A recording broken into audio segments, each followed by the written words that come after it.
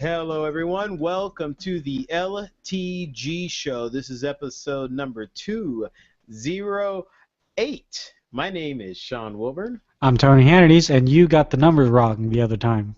I did. What did I say last time? 20. You said 207 twice. I did. Yeah, So we had two 207s? at least verbally, but in the actual list, it's correct. Okay, so this Yeah. really is 208. This is really 208. Hello, everybody. Welcome to episode 208. My name is Sean Wilburn. I'm Tony Hannity's again. All right, so we're here to talk about technology. Thank you for hanging out with us. Let's start by giving you some contact information. Comment at lazytechguys.com, or you can call us at area code 707-722-5299. And we are going to talk technology today. We have quite a few different topics here. Not all of them are the cheeriest topics of all time, but we are going to go into depth about what it could mean in the tech industry, amongst many other things. Some pretty cool things shaping up in the app world and making the world even more mobile and that kind of fun stuff. But before we do so, I always like to see something very important. And Tony, how's everything going for you, bro? The Giants won!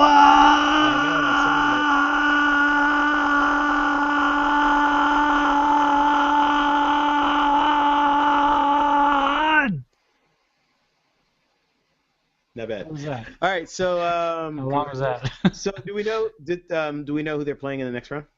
St. Louis, Okay, so the Dodgers lost.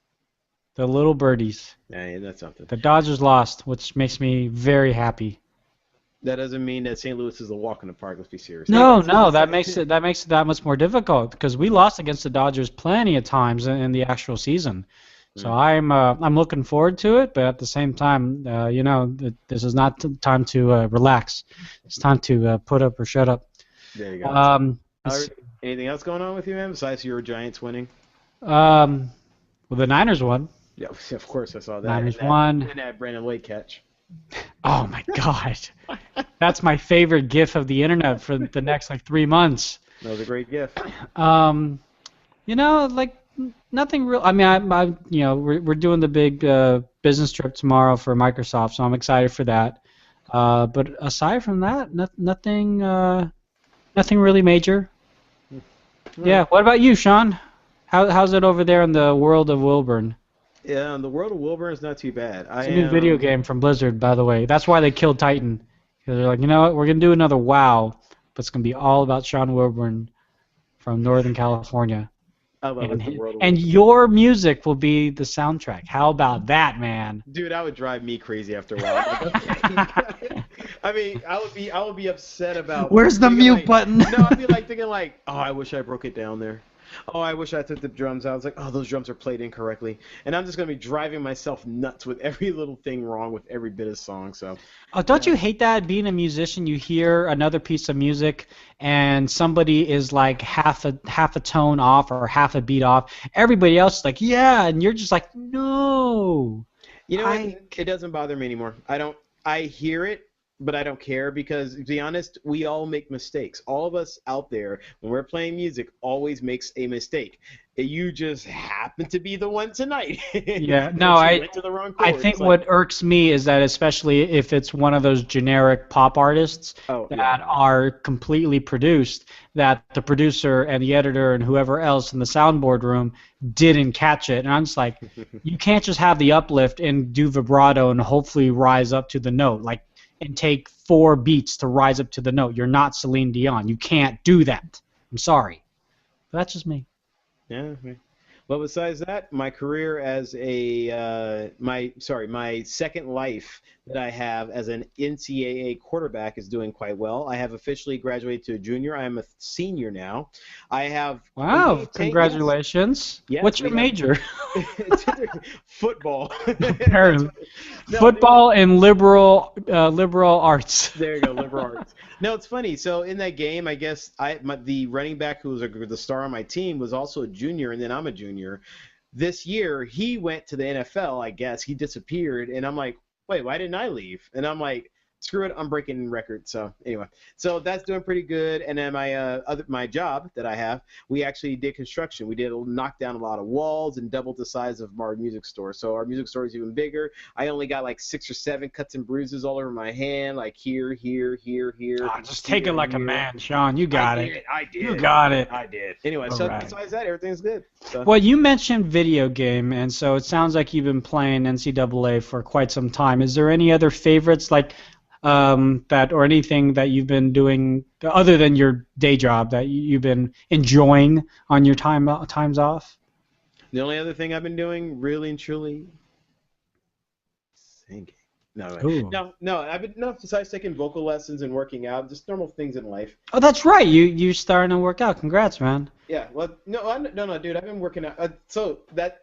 That's my treadmill. I've been using that treadmill for months, dude. Oh, okay. That is my treadmill. Today I decided, you know what? I'm gonna go ahead and do something social. Anyway, but besides that, and that was me sharing to Twitter, sharing to Facebook, and sharing to Google. Anyway. Oh yeah, that was like one of your first like major social outcries of like this is what's going on. Like oh, yeah, I can see on every network possible, including app.net if he was there. So in other words, a mile and a half. Actually, a mile and a half. The first mile was pretty much straight with a little break in between, and the last one was more of half miles in 4 half-mile sprints. Really hard sprints. So, and then I've been hitting the bench. I got a weight bench. Yeah, cool man. On that too. And you never know. Pretty soon I'll be looking like D'Angelo in that how you feel, whatever that one video. Not gonna look. Anyway, dude. All right, so let's get talking about tech. I mean, we're talking about ourselves. No one's here to talk about ourselves. No one cares about us except that one viewer right now at 11:10 p.m. Pacific Standard Time. How's it going? Thanks a lot, my friend, for hanging out with us. All right, so now, unfortunately, the first thing we have today is actually not a very positive news, kind of, but at the same time, for the company, it could be somewhat of a positive news for investors. So, Tony, what do we have going on with HP? What has happened here? HP is a giant, but as the fairy tale goes, giants will fall. And HP hasn't fallen per se, but as much as they split into two, and that's their plan that they're going to do in about a year from now. Yeah, that's my analogy. That's my analogy segue. No, baby-age kids. They don't die. They multiply. I'm sorry. That's what I thought of. Anyway. Yeah, so they plan to split themselves into two companies, one specifically for PCs, printers, more like the consumer market side of it, and then another more for the business, the servers, those kind of services for enterprise. And so the two companies, one's going to be called Hewlett-Packard Enterprise, and the other one's going to be called HP Inc., I-N-C, not I-N-K. However, that range true because they're going to make a crap ton of profit in just their ink.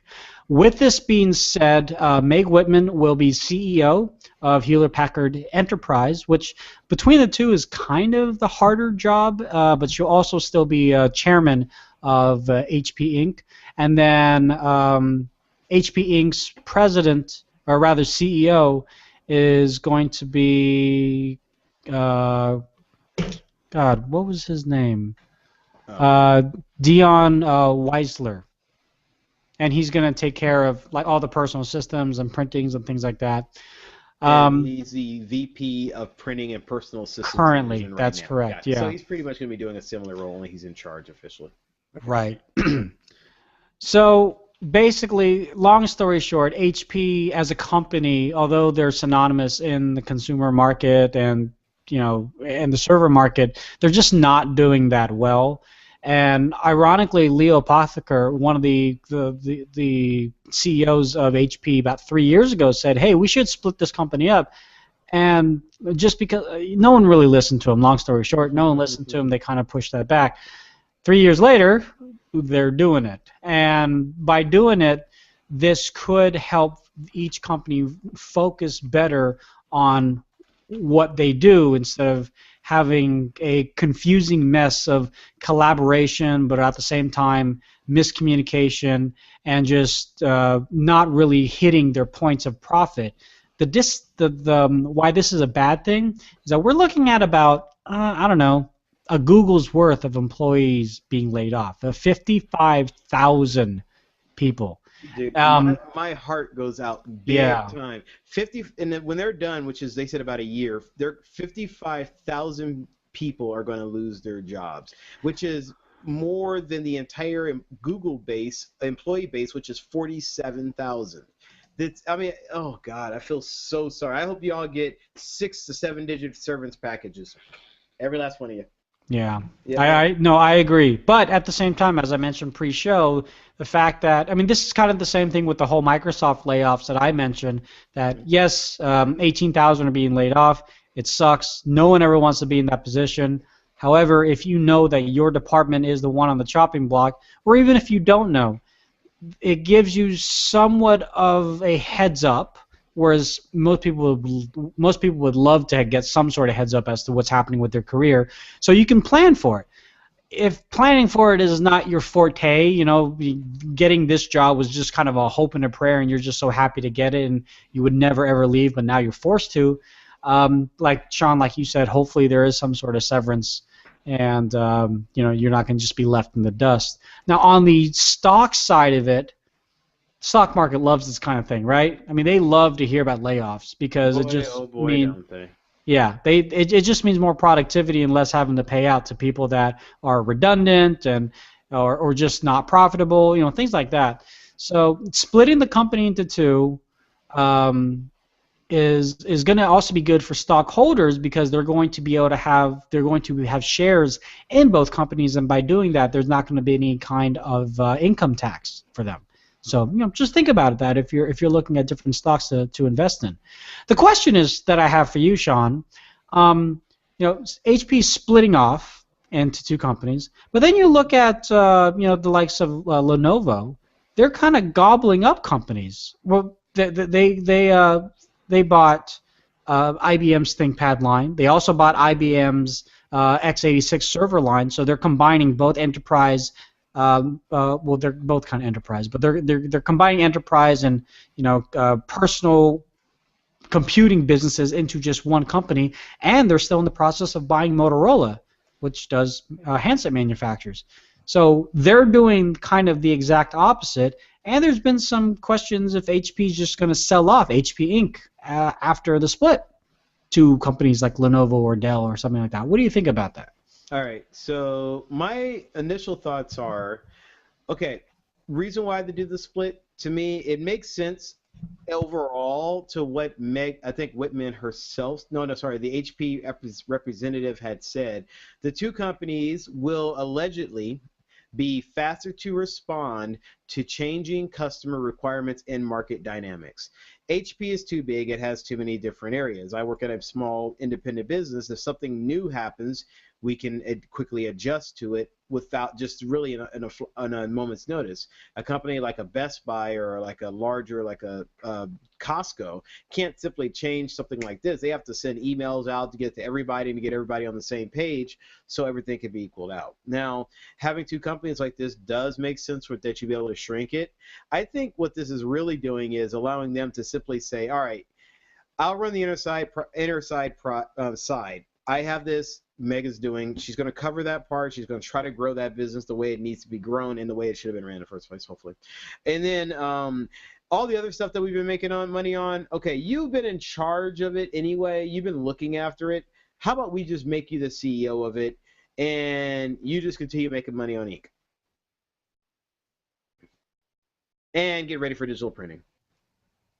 Yeah, 3D printing. Yeah, because honestly, let's think about it this way. What does HP have at their disposal? They don't have personal computing as much, but they definitely have printers, ink, and chargers. Like, in fact, my job has 5 or 6 HP printers sitting there. I swear they only last a year before they die on me, and I'm ready to throw it out of a freaking window. But still, every single time we keep buying an HP printer because the ink is still cheaper than the Epson ink. It's the printer. The printer itself is still under $100, and it's extremely functional. It does a heck of a lot of stuff, and it's a really good printer, and it's cheap. So they do that right, and they're making money hand over fist over the ink that we keep buying for them. So why not keep that part going? Why kill that business? No, so they're doing it. Definitely not kill that business. They're just splitting it up, making it be its own thing, and letting the enterprise be its own thing. And by not having one carry down the other, then you end up with the result of hopefully both of them are more mobile. Plus, they said that the stocks are worth slightly more when they split them up. So there you go. That's true too.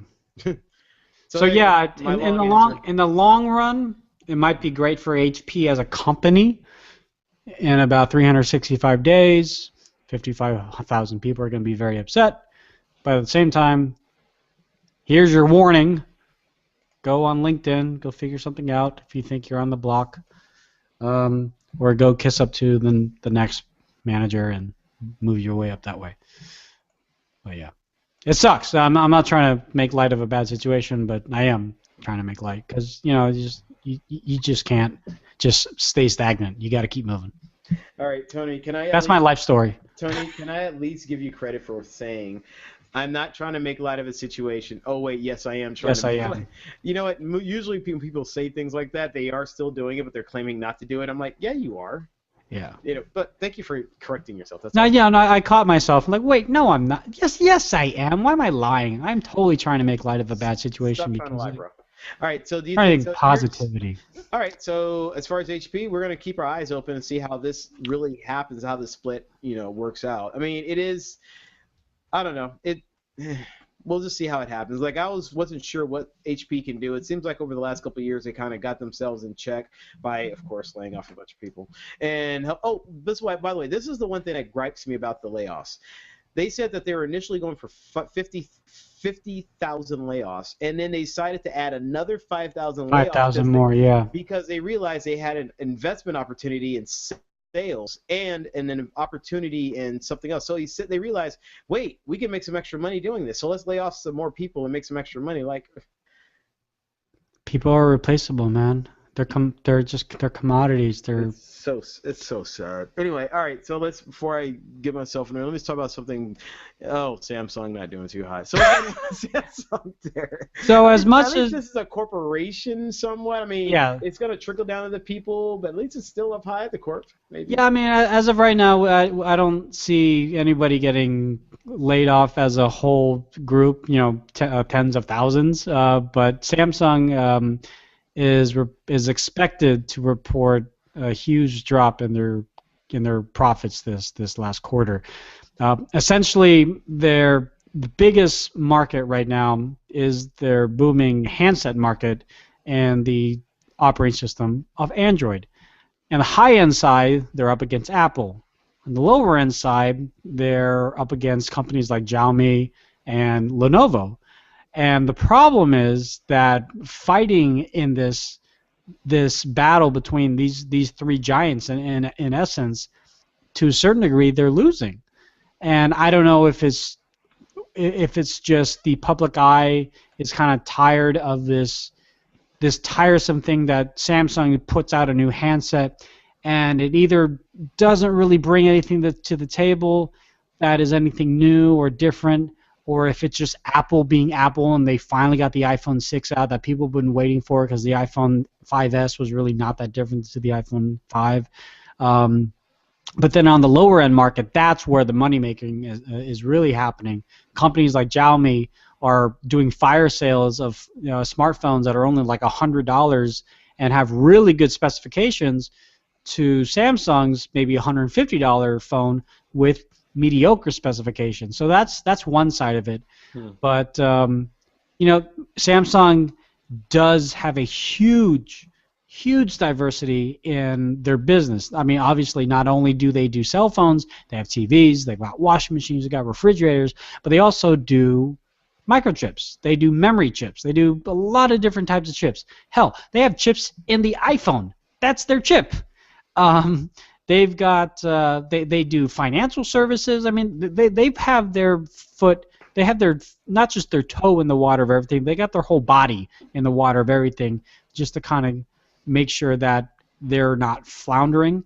And then I think there was a report that Samsung is investing in another huge plant close to Seoul in South Korea. I'm not sure what it is, but in any case, yeah. I mean, this is not a terrible thing for Samsung, but I think this kind of puts into perspective for them that they need to refocus their efforts, maybe not so much on handsets and spend a lot of money on handsets. Like, for example, the Galaxy Note Edge, remember that one where it has the curved glass? That's not even coming to the United States. That's going limited distribution just in South Korea.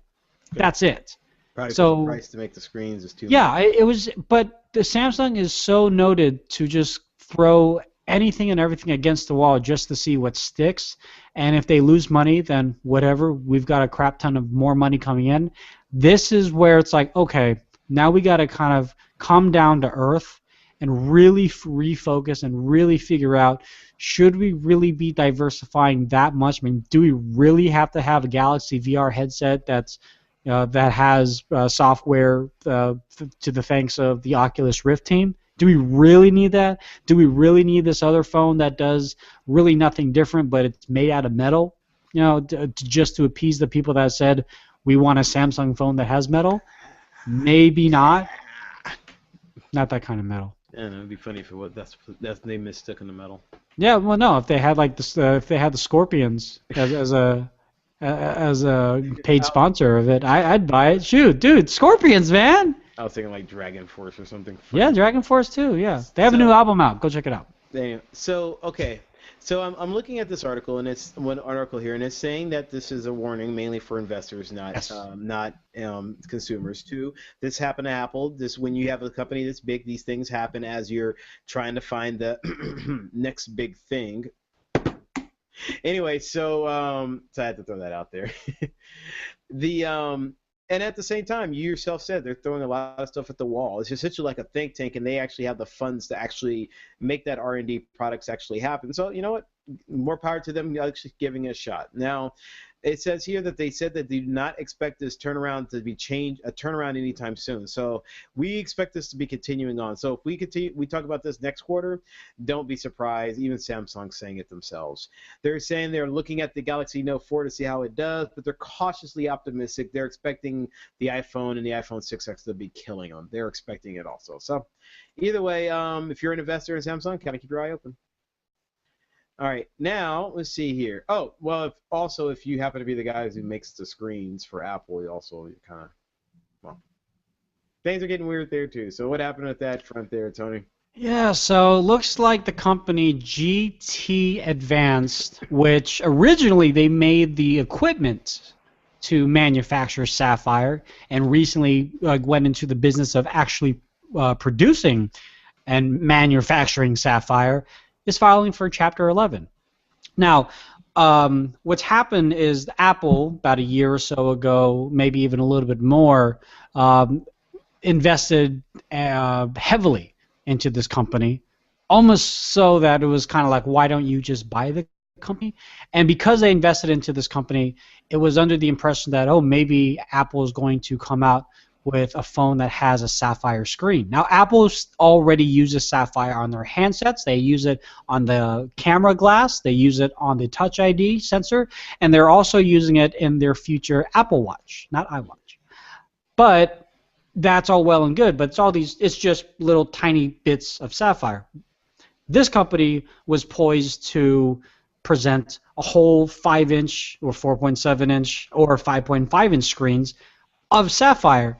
But for whatever reason, and no one really knows the actual reason, there's a ton of, I guess, if you will, rumors and speculation and theories out there, but no one really knows the actual reason. But Apple basically pulled the plug on that relationship by saying, oh, here's the iPhone 6 and 6 Plus, and here's the awesome screen. Not Sapphire. I mean, they didn't say that on stage, obviously, but it's not Sapphire. It just isn't.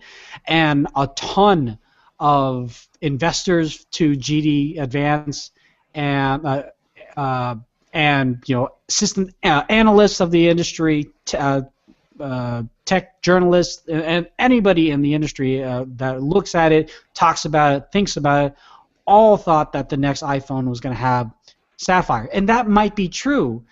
But because it didn't, the stock of GT Advanced dropped just drastically. It just went downhill like kerplunk, and it was just like one of the saddest looking stocks that I've seen for a long time. And so essentially, I think it was yesterday or this morning even, they basically said, yeah, we're filing for Chapter 11 bankruptcy.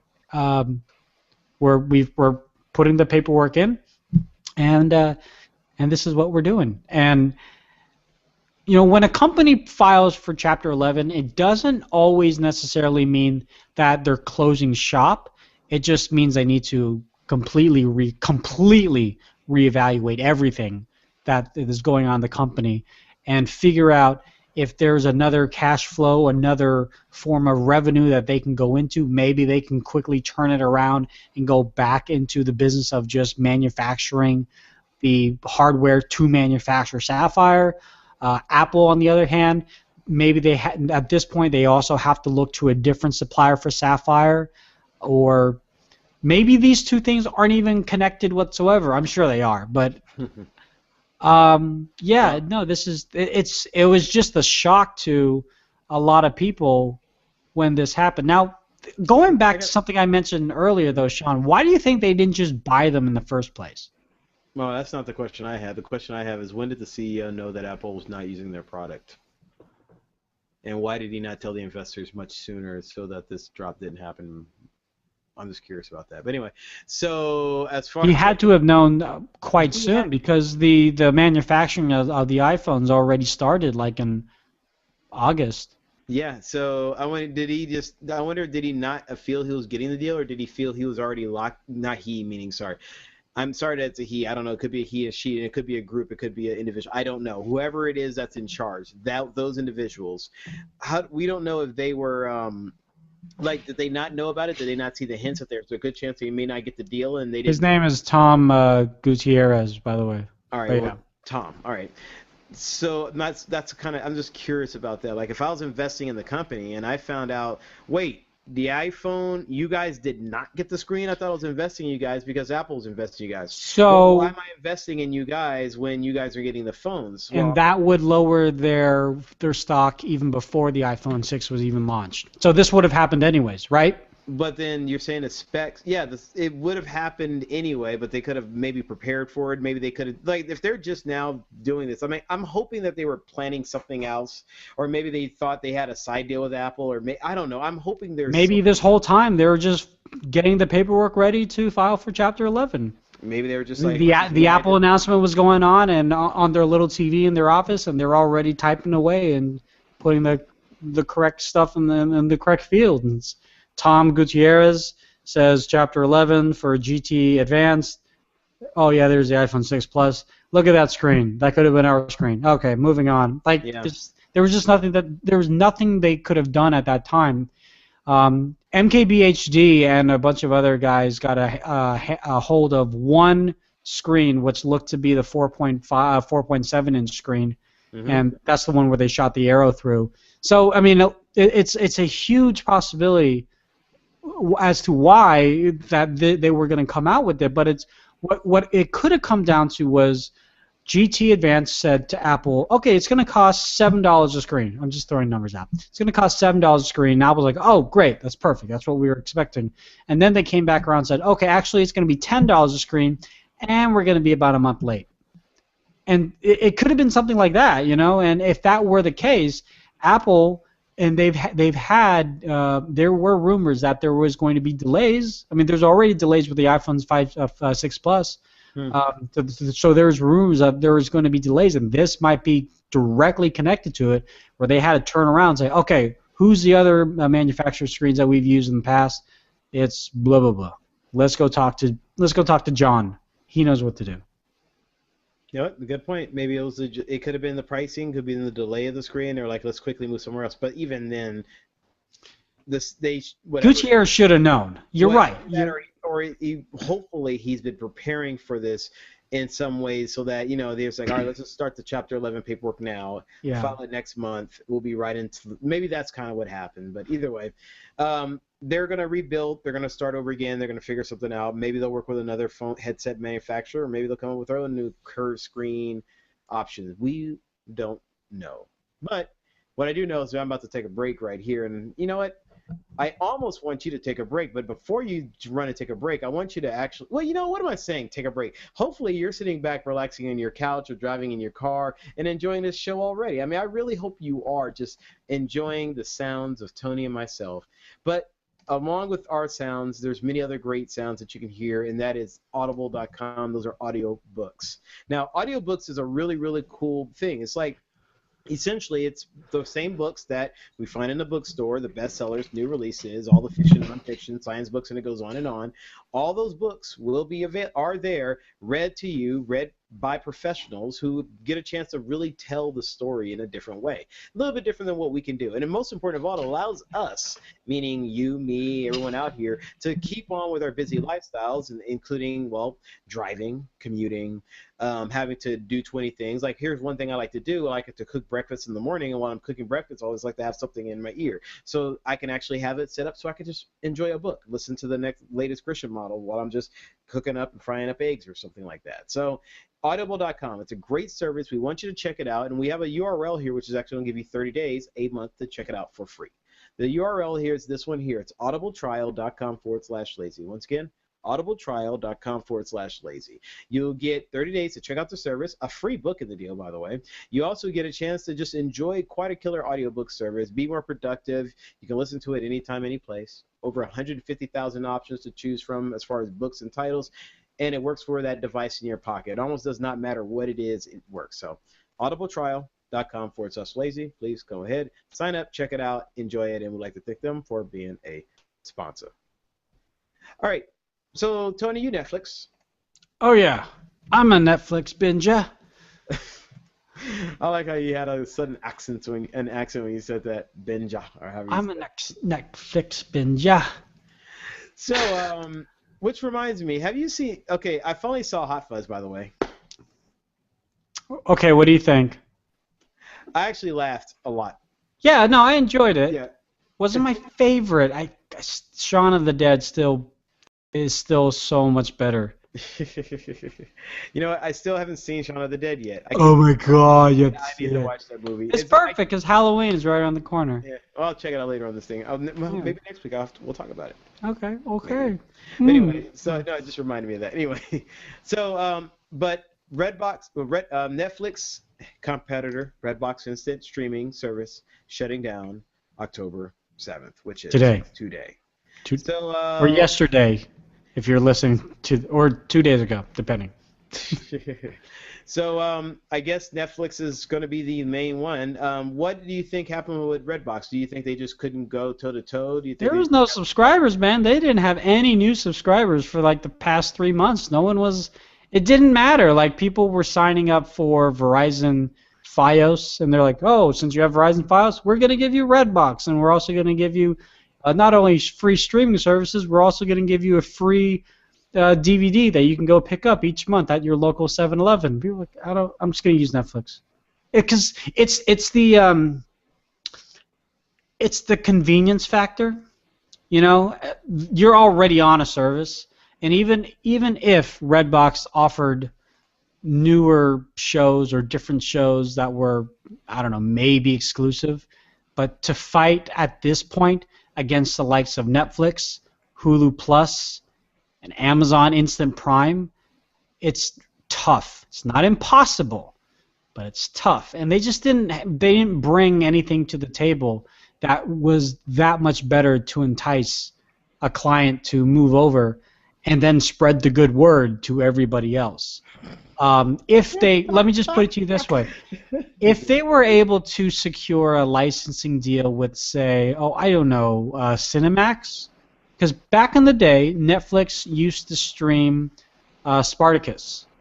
I loved Spartacus, and there's a bunch of other shows on Cinemax of that same kind of, drama.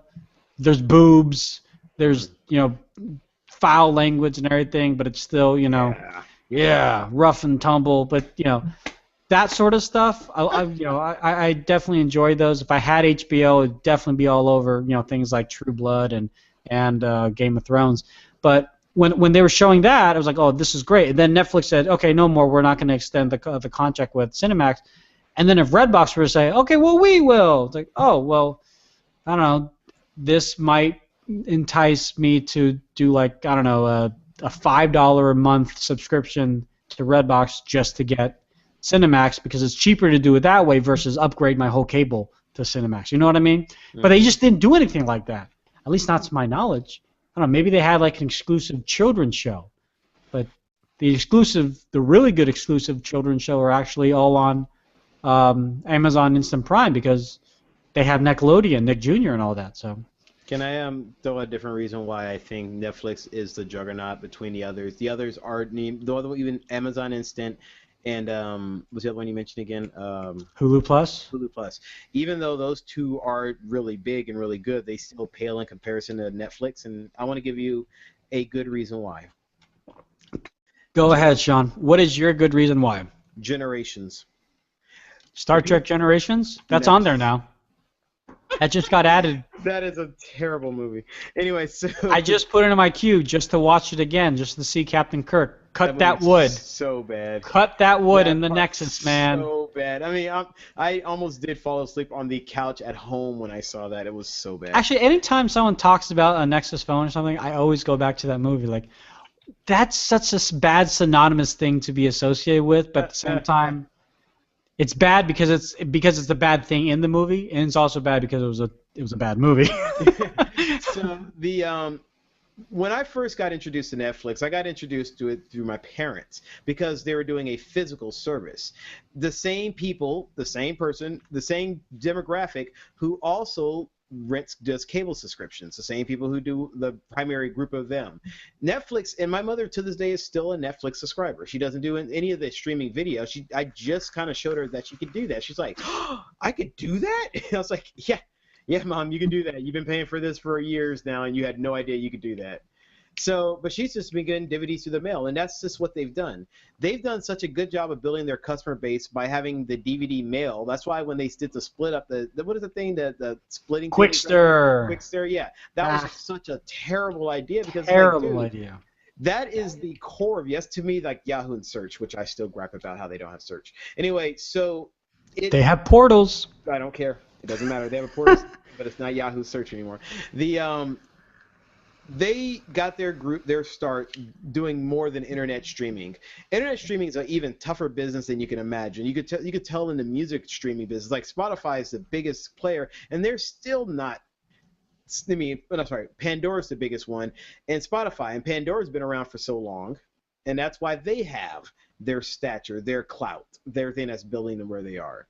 I don't think that anyone at this point can really jump in there and make a serious play without having something else at their disposal proving you are worthwhile to be invested into, meaning by a customer who's giving them money. In other words, unless you really are delivering the new content or newer movies or price that's so much cheaper with the exact same quality as Netflix, then you're not going to be able to compete. And we know the last one's not going to happen just because prices aren't going to allow that to happen. The other ones aren't going to happen because all the studios don't want new content there because they want to sell DVDs and Blu-rays. So what can Redbox or any of these guys really do to stand out at this point, you know? It's not really much, to be honest. Yeah, no, it's definitely tough. I don't know if Hulu Plus was the first, but Netflix definitely got the notoriety of having original content through the likes of. Mm-hmm. No, but I'm just saying, like, that definitely helped up the ante, at least for them, for the name. Well, remember, they had the backing of NBC, ABC, and all that. So they had exclusive. They pulled all the Saturday Night Live content and all that content, the Comedy Central and MTV content off YouTube and off all those stations, and put them solely on Hulu. And all those stations were in charge, so they were funneling people to Hulu. Yet over the years, we've talked every year about them shedding Hulu. They still don't know what they want to do with it. Yeah. I think just because they think you need to offer a service better at this point. Netflix kind of has the lock, and if you are trying to compete in that market, you're just going to have to accept that you're never going to be as big. You're going to have to go more niche, like there's a Big Ten network. There's like an SEC football network that only does SEC football channel. That's all it does. So there are countless, like there's ones for anime now. There's ones for ESPN. I mean, everything's just gonna become more. You have to just get more specific about what you're doing, and then Are you talking about like Crunchyroll? Crunchyroll is an example of one, but there are other ones too that also do anime. I found out some does more childish anime, some does more adult anime, and it's like, oh, okay, well, there's what's the adult anime one called? I don't know. You get my drift. Anyway, I don't know who. I'm not surprised this happened. It's going to happen to most others unless you have something else that makes you unique. But, so let me just ask you. This is kind of a broad question, but for startups in this day, what can they do? Let's just say you and I were to sit down at a Pete's Coffee and say, hey, look, I want to get into the streaming business. I want to get into the streaming business. Is there a point? I mean, granted, you and I might have a great idea of, what's called, not catered, but recommending different songs. What's that called? Curated. Okay. You and I might have an awesome curation method that no one else has ever thought about. Maybe it's using monkeys to find it. Maybe we have monkeys that just go into a room and whatever they pick up, that's what we choose to be on the playlist or something. I don't know. But even if that were the case and it was somewhat successful, is it that much more successful to go up against the likes of Amazon's new streaming music, Pandora, Spotify, and so on the video streaming side of it? It was when Redbox said that they were going to have their own version, we all kind of looked at each other and we're like, why? I mean, your Redbox, the thing by the 7-Eleven or the thing next to the Verizon Wireless store, that's perfect. That's all you really need. I mean, there's not a lot of money in it. I get that. And if you already should have figured that out by now, it's so far and few between that I even see anyone looking at the different videos and the different games that they can rent for $1. But it's that impulse service that makes Redbox so cool when you do have that extra dollar to spend. But in the streaming side of it, there's nothing else out there that Redbox or any new company right now that I can think of can bring to the table that would set themselves apart and set themselves ahead. If they were to have the backing of a major network, then they would just be another part of the network. That's not the same thing as a streaming service. I mean, it would just be another Hulu Plus, and we have, just like you said, we have issues with Hulu Plus. They don't know what the heck they want to do. So. Well, that is still, but at the same, But to answer your question, you did kind of answer the question to what you're asking, like the one you're proposing to me, and if we were to start a startup, and then after that we got going. So we had a startup, we would have to have a niche, and the only what came to my mind was the movie The Five Heartbeats, which is one of my favorite movies of all time. I'm telling you, I love that movie. I know, I've never seen it. Yeah, the very, very end of that movie, when Robert Townsend is much older and he's a producer, he's successful and all that, his cousins come up to him and they've been coming up with gimmicks on how they could break it to the industry, and they're always trying to come up with gimmicks and gimmicks and gimmicks. The answer is not necessarily the gimmick; it's actually more of the doing something different to do it, but not make it gimmicky. That's what you have to do. So the answer to the question is, I don't know. If I knew the answer to how to make a streaming service, I would not spill the beans right here on this thing. I would be like, Tony, let's talk after the show, and you and I would be millionaires in a couple of years. All right, well, we'll talk. Yeah, okay. Anyway, so, all right. Now, there's been some advancements from Adobe. Is this the lighter side of the podcast now? Yes, we're going to get started. Okay, so I can put a smile back on my face. Like a lighter shade of brown, if you remember that group. Anyway, so, yes. All right, so, Microsoft Adobe partnership. So let's go ahead and start off with that one there. So what do we got going on, Tom? Yeah, so Adobe had a big kind of Adobe conference last week here. I think it was here in San Francisco. I'm not quite sure. But anyway, Satya Nadella, CEO of Microsoft, got on stage with some of the guys from Adobe and basically said that we are having a partnership with Adobe specifically to gear up the Adobe applications slash software, Photoshop and Illustrator, to be optimized to work impeccably on the Surface Pro 3. This isn't new, really, because they showed that off when they showed off the Surface Pro 3 back in May, I think it was. And so I think it's just been this whole time between the announcement of the Pro 3 till now, where they're now solidifying it, they're making it official, and I think Sean, you said the software upgrade is available right now. If you have those, said in the article. Yeah, so if you have the two products right now, Photoshop and Illustrator, through your Creative Cloud, you can update them, and if you've got a Pro 3, it's just going to work that much better, more so than it already does right now. Not Photoshop, just Illustrator. Oh, I apologize. But Photoshop will come. Yes. Yeah, Photoshop will come.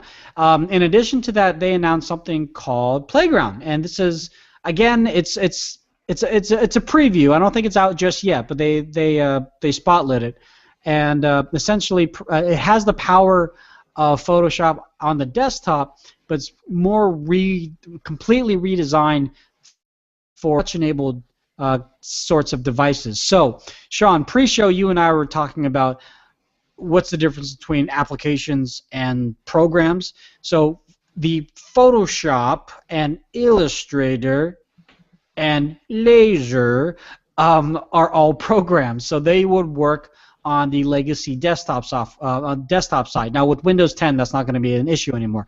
But what this Playground looks to be is, because it is touch-enabled and touch-focused and has the power of the desktop, meaning you don't have to use it on the desktop, it's a possibility that Playground will be available in the Windows App Store later on this year, maybe, or sometime early next year, or maybe they're going to rename it. But this, in my opinion, I'm kind of hoping that this is what they're using right now as their Photoshop Express, completely redesigned.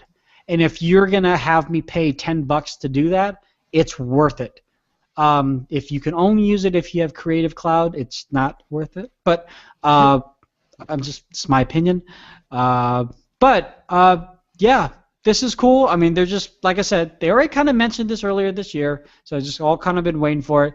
If you went to the Adobe event, they gave everybody that was in the audience the Surface Pro 3, so that was cool. So I'm excited to see what what's going to come out of this, not just from the user standpoint, but also what other things can develop between the partnership of Microsoft and Adobe, because Adobe is spreading out. I mean, as we're about to talk about, there's new apps not only on iOS, but there's a whole new thing that you can do in a Chromebook. So we'll talk about that now. Yeah. All right. So the Chrome, now Tony just mentioned the Creative Cloud subscription. Well, that is pretty much being unlocked to work for Chromebook owners. So the Chromebook has always been getting a little jumped on and crapped on for not really having anything available for us to use on it, and that's kind of what's been going on.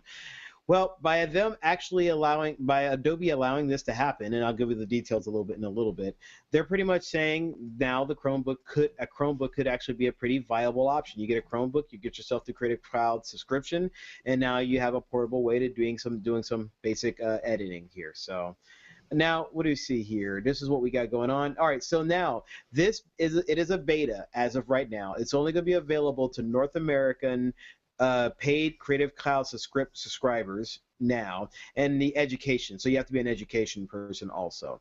Yeah, so teacher or I think student counts as well too.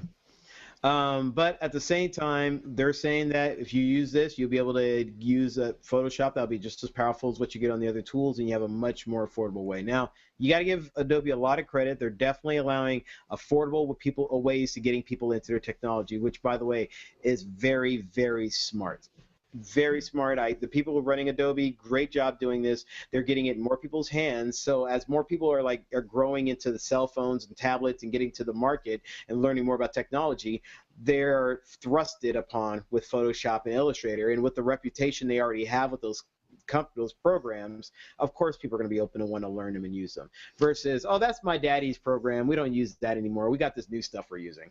So the only way that Photoshop will work, however, is you require a steady internet connection. So you either hardline wire into Ethernet, just like you're doing right now, Sean, or have a really good Wi-Fi connection. And what's really nice, though, it is fully integrated into Google Drive.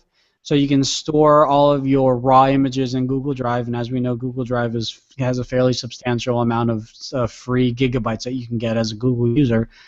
And when you're connected to the net, you will be streaming Photoshop. You're not downloading Photoshop. It's not going to take up any space in your 16 gigabyte hard drive. You're streaming it. That's why you need the internet connection all the time while using the app. There are going to be dedicated servers that you will tap into directly. It's not remote desktop. It's not the same thing, but you're essentially going to be connecting into these servers that are dedicated to Photoshop, optimized for the Chromebook, and what they haven't really divulged into is it the full version of Photoshop, or is it like the streaming version of Photoshop, where you still have a lot of that, you can do layers and a lot of things, but there's just a few things that you just can't do because the Chromebook and the streaming part of it and the rendering while you're streaming just doesn't allow you to. I don't know, and that's why it's in beta. So it's cool. I think it's a really good addition, especially if you're a Chromebook owner and if you're planning on buying a Chromebook for scholastic reasons. You know, if you're a college student, you go to your local Best Buy or Staples, and you're looking at, you know, the top-notch Chromebook. It's only $300 for the best Chromebook you can buy right now. And then if you look for a $300 laptop, it's kind of a crappy laptop, you know. And if you're in the major of illustrating or photography, getting a Chromebook now might seem to be a much better way to go. My thinking, though, is, Sean, because you still have to have the Creative Cloud subscription, which is, I know for students it's substantially cheaper, which is great, but the standard subscription is like $400 to $500 a year, and just from simple math, I mean, I know it would be more expensive to also buy a Surface Pro 3 and the Creative Cloud, but don't you just, like, psychology-wise, that you would feel better that the program's on your computer at all times, like you don't have to stream it, and you're already spending $500 a year for the next, I don't know how many years, to use all these services? Don't you just want to invest that, if you can, into the better program? Or is this Adobe just saying, whatever hardware you got, we're going to try and put the best possible experience we can? Number two. It's the getting it out there. It's kind of what I was saying. They just have to get it out there to as many people, get people continually using it. Like, my experience with Photoshop was people saying, hey, we're going to do this editing. I'm saying, oh, what is this program? I'm like, what is this? Photoshop. Oh, I don't know. What is Photoshop? I discovered what Photoshop was, and I discovered what this program was. What other programs do this? Not really anything. It's only one. Now, there's 20 million programs out there that do that. Right. Photoshop has to make sure, like, especially with open it stays relevant. GIMP and all those out there, which I actually do use GIMP on a regular basis, and I use Photoshop. There's other possibilities. So why would a school or anyone want to? Why do skip? No. We're affordable. We're Photoshop. Whatever you happen to use, we have found a way for you to use Photoshop, whatever computer you want. So to me, it's called smart business. I am down right there in support of them 100%. So. You're down with smart business. All right, now the third thing they did was, let's see here, oh yeah, an iPad. Here it goes here, and as I try to get this going, Premiere Clip. They actually now introduced also a new video clip editor for the iPad and the iPhone. Now, not much is, well, this thing is something you could probably go download right now. So if you have an iPad, or probably the newest ones most likely, this is a new desktop editor. It's a new it's like a Premiere Pro. It's like a basic part of Premiere. God, I cannot talk today. But it's going to have a lot of features that you found within Premiere, but it's going to be easy to use because it's essentially on an iPad or an iPhone. So heads up, if you happen to have one of those things, go ahead and check it out there too. Those are some other cool ways that Adobe, once again, is spreading the wings and trying to get their stuff out to as many people as possible. And yeah, there are a million video clip editors, but not one with the Premiere name behind it. So maybe they'll get a couple more professionals like saying, no, this is the one you want to use, and kind of get a hold in that market too. So in order to use this, do you have to have a Creative Cloud account? That I don't know. Let's find out. Let's go to the Apple Store. The app itself is free. It does this. Customer review. This is a very cool app. Great. Okay. Because you can connect it to your Creative account and send it to your Creative account. I don't know if you're required to. It says it seems buggy when trying to upload video, but that's uploading video. So it sounds like the video is being done on the phone itself or device. Yeah, no, I knew that. Yeah.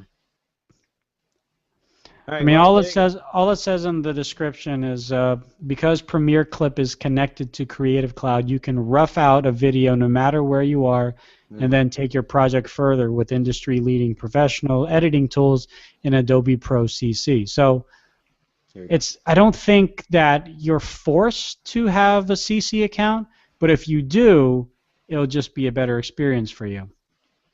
I'm looking. Yeah, I got it right here. Creative. There you go. Connect. Yeah. All right. Well, we'll see. This is definitely a WordPress site, also, by the way. All right. So the Adobe site that you clicked on.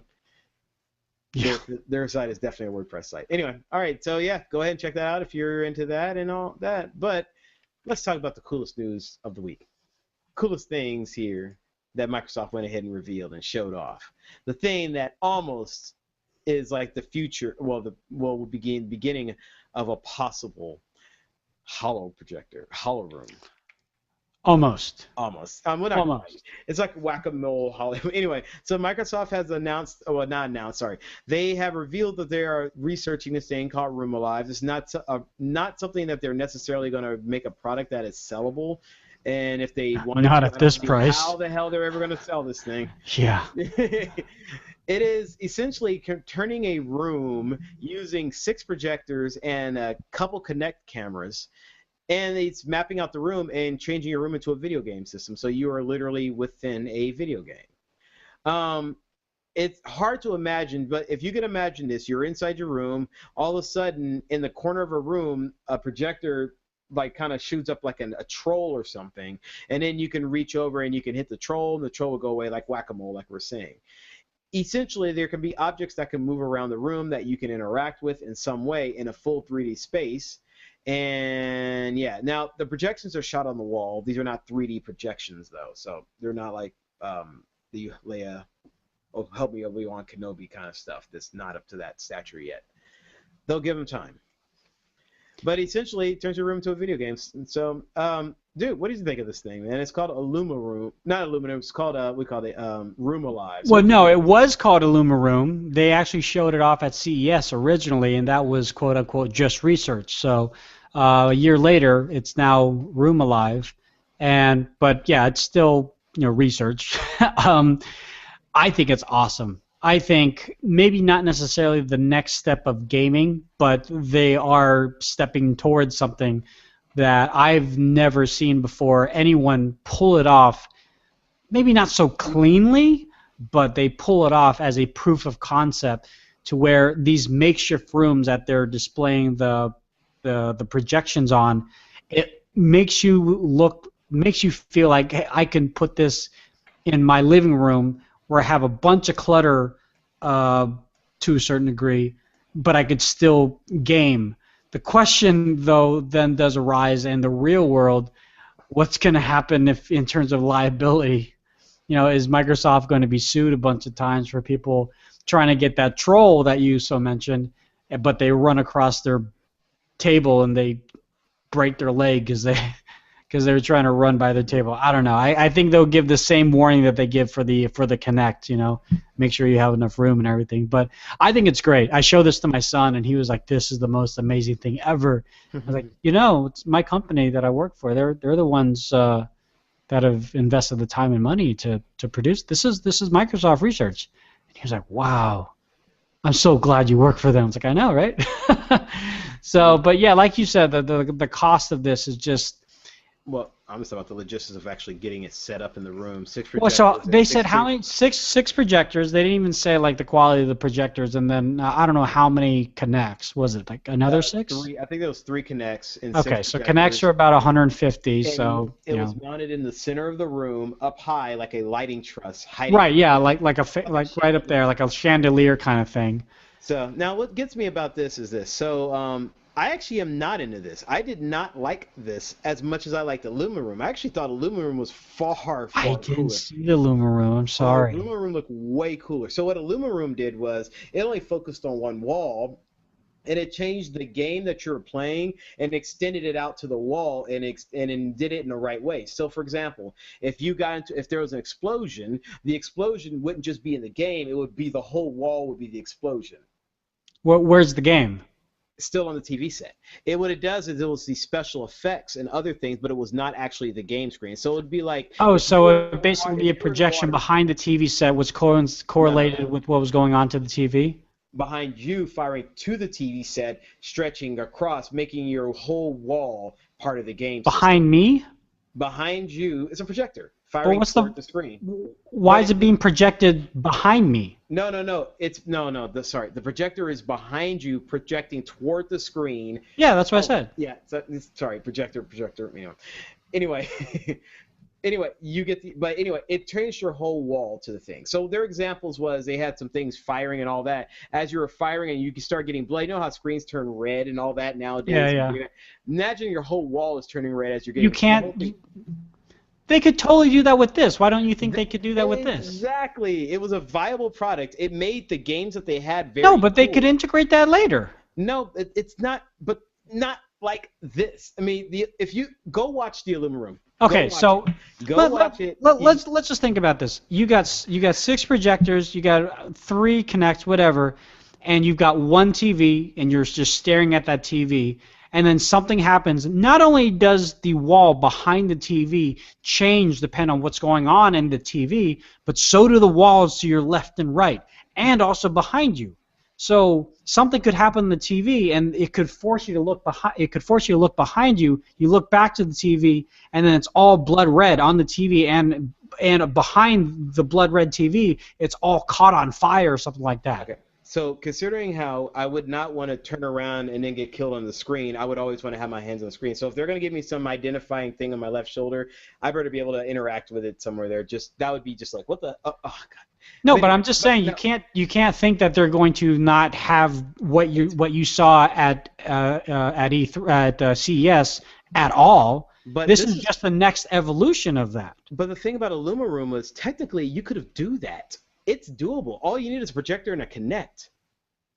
That's it. And an Xbox 360, because that's what they were using to show it off.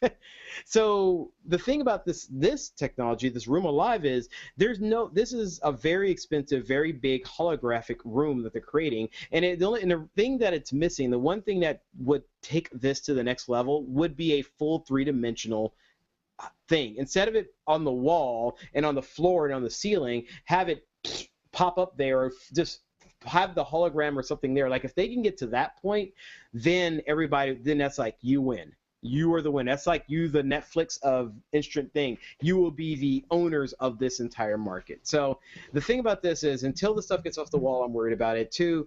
It's too unviable. But a Luma Room honestly worked with current stuff. It was easier. It seemed easier to set up, and it was pretty badass, dude. Illuma Room was pretty amazing. It sucks that they just considered it research and expanded. You're afraid of innovation. No, dude, I like that. And moving forward. Other innovation was it was just cool. It was anyway. Well, either way, we're not getting either one. Doesn't matter. Yeah, I know.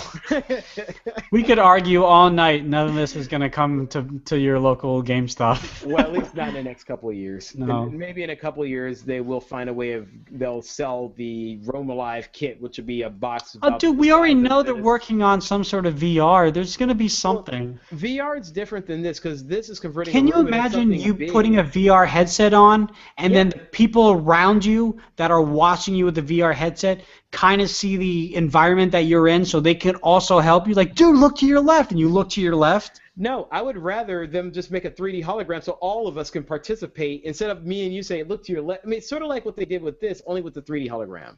I guess. I like the idea, and I like what they're going with this, but I'm like, I would definitely use a Lumaroom. I would not use this, but I like where they're heading to where this is about to end up, which is the next level. I mean, right now, the only way that we can do 3D holograms is by projecting on a translucent kind of pane of glass. Give 'em and time. You're gonna run into that every time that you try to thwart your enemy and break it. You know what? Maybe they should fill the entire room with a light gas that actually interacts a certain way with the. Oh, that's not dangerous. No, not like that kind of a gas. Like some kind of like very thing. Like what if they could get the thing to interact with oxygen a certain way? So there's going to be oxygen in the room, and we need it to be alive. But just like you can have a DJ light that reflects off fog, and you get to see the light. What if they could find a way of getting the holographic projector to do off that, or something that can be in the room that we cannot see, that we do not screw with, yet that can actually be projected. And then you'd have a Kinect like camera to show where we are to where we are to know how we're interacting with that. But that's not how the light spectrum works. I'm just saying something. Well, look. Well, okay, we'll talk about this after the show. By the way, if you have an opinion, you go ahead and shoot us a question. Let's go ahead and end this show here before we really continue on. But No, this is good. I'm not arguing. I'm just saying.